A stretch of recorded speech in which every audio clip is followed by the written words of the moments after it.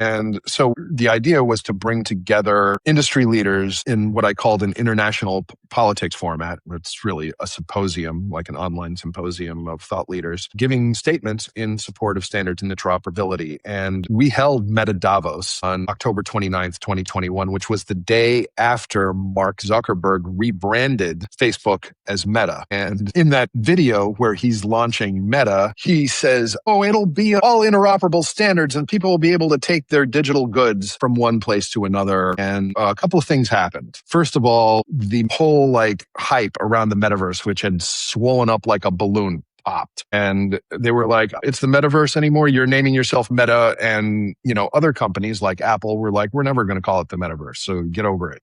I personally still hold on to the term metaverse. I don't care. But the backlash of that, and also just sort of an interesting fact that I observed that happened 5 days later, November 5th, if you go to the coin market cap and look at the crypto total market value timeline, and you look at that last bull run peak or the 2021 one, and it's 5 days after that, November 5th. And then the NFT bubble burst and the whales ate the plankton and the bear market began again. And this is very emblematic of these hype cycles that we get sucked into. And so that first episode, Meta Davos, we talked to the good people at the World Economic Forum a couple of days later, and they, we love what you're doing. Just don't call it Meta Davos. So I said, okay, we'll call it Meta Traversal. And that first episode went so well, we did a second and a third within 2 months. And Julie joined as co-host of Meta Traversal at that third episode. And as we were preparing for the fourth one,